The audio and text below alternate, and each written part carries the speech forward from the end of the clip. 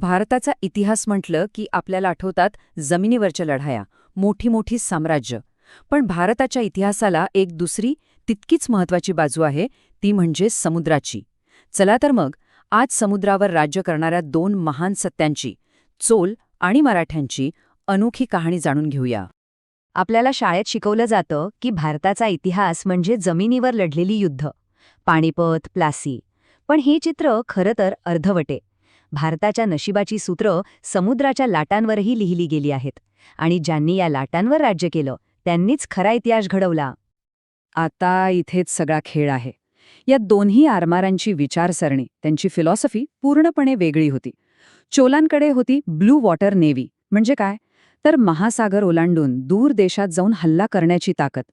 याउलट मराठ्यांनी विकसित केली ग्रीन वॉटर नेव्ही, जी आपल्या किनारपट्टीचं रक्षण करण्यासाठी, शत्रूला घराच्या जवळच रोखून धरण्यासाठी बनवली होती. चला आधी जाऊया थेट 9व्या शतकात. दक्षिण भारतात चोल साम्राज्याचा उदय होत होता. हे असे योद्धे होते ज्यांनी समुद्राला आपलं दुसरं घर बनवलं होतं. फक्त संरक्षण नाही, चोलांची नजर होती त्या पलीकडे. त्यांना चीन आणि अरब जगाला जोडणाऱ्या श्रीमंत सागरी व्यापार मार्गांवर संपूर्ण नियंत्रण हवं होतं. आणि त्यांनी बंगालच्या उपसागरावर इतकं जबरदस्त वर्चस्व मिळवलं की तो जणू काही त्यांचंच खाजगी तळं म्हणजे चोल तलाव बनला होता. विचार करा. मग चोलांकडे असं काय होतं? त्यांचं सिक्रेट वेपन होतं जहाज बांधणीची एक अनोखी पद्धत. लोखंडी खिडे? छे, त्यांना माहीत होतं की खारं पाणी लोखंडाचा सर्वात मोठा शत्रू आहे. ते लवकर गंजतात. म्हणून ते वापरायचे नारळाच्या काथ्याच्या दोऱ्या. हो, अक्षरशः जहाजाच्या फळ्या शिवल्या जायच्या. आणि याच शिवणकाम तंत्रामुळे त्यांची जहाजं खवळलेल्या समुद्रातही जास्त लवचिक राहायची आणि तुटण्याचा धोका कमी व्हायचा. ही प्रोसेस पण कमाल होती. म्हणजे बघा, आधी लाकडी फळ्यांना योग्य आकार द्यायचा, मग त्यांच्या कडांना छिद्र पाडून काथ्याच्या मजबूत दोरीने त्या एकत्र शिवायच्या आणि शेवटी नैसर्गिक राळेचा लेप लावून सांधे वॉटरप्रूफ करायचे. त्या काळातलं हे एक अद्भुत इंजिनिअरिंग होतं. आता त्यांच्या ताफ्यात पण विविधता होती. प्रत्येक कामासाठी एक स्पेशलिस्ट जहाज. जसं कोलांडिया ही होती त्यांची महाकाय जहाज, जी हजारो सैनिक आणि हत्तींना घेऊन समुद्र पार करायची. मग होती कलाम, जी युद्ध आणि व्यापार दोन्हीसाठी वापरली जायची. आणि किनारपट्टीच्या रक्षणासाठी होती सेंघेरा नावाची वेगवान जहाजं. आणि या सगळ्या ताकदीचा सर्वात मोठा पुरावा म्हणजे राजेंद्र चोलांची श्रीविजय मोहीम. ही काही साधीसुधी लढाई नव्हती. हा एक मास्टर स्ट्रोक होता. त्यांनी मान्सून वाऱ्यांचा वापर करून आपला संपूर्ण आरमार गुप्तपणे हजारो किलोमीटर दूर नेलं आणि श्रीविजय साम्राज्याच्या महत्त्वाच्या बंदरांवर एकाच वेळी हल्ला केला. शत्रूला सावध व्हायची संधीच मिळाली नाही. या विजयानं आशियाचा सर्वात महत्त्वाचा व्यापार मार्ग चोलांच्या ताब्यात आला. आता फास्ट फॉरवर्ड करूया आणि येऊया थेट 17व्या शतकात. इथे छत्रपती शिवाजी महाराजांनी एका नव्या सागरी शक्तीला जन्म दिला होता, मराठा आरमार, जे स्वराज्याचं सागरी कवच बनलं. महाराजांचं हे एक वाक्य मराठा आरमाराची पूर्ण कहाणी सांगतं. ज्याचे आरमार त्याचा समुद्र.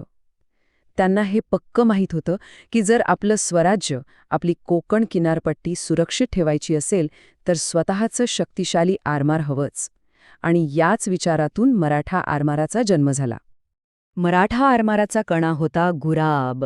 हा होता मराठा आरमाराचा हेवीवेट चॅम्पियन. यावर मोठ्या तोफा असायच्या आणि हे जहाज थेट समोरासमोरच्या लढाईसाठी वापरलं जायचं. आणि गुराबचा छोटा पण जास्त खतरनाक साथीदार होता गलवत. हे जहाज आकाराने लहान पण प्रचंड वेगवान आणि चपळ होतं. वारा नसला तरी वल्ह्यांच्या मदतीने वेगाने जाऊन शत्रूला घेरण्याची याची खासियत होती. मराठ्यांच्या गनिमी काव्यासाठी हे एकदम परफेक्ट होतं.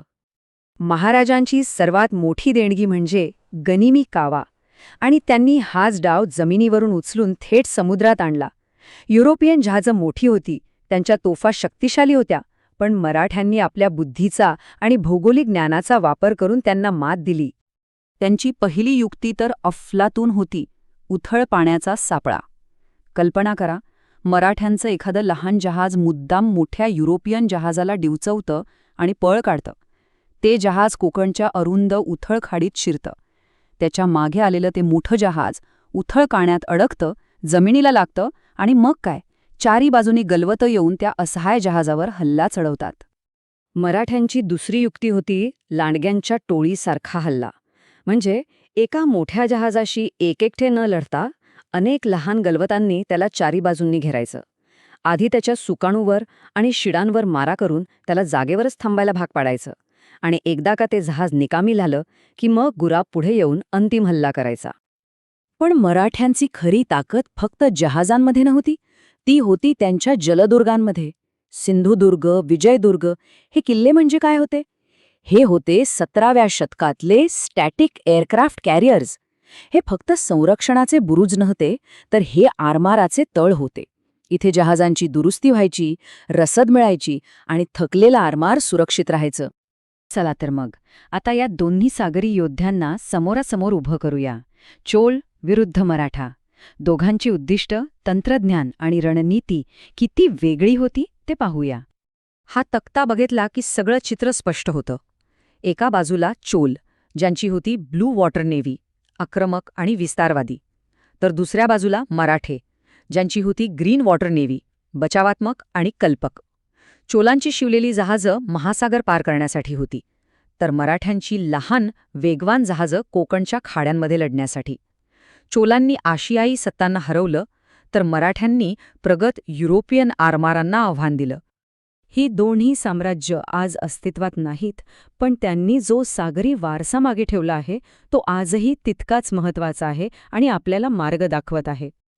तर यातून आपल्याला काय शिकायला मिळतं? सागरी सामर्थ्याचे दोन वेगवेगळे मार्ग.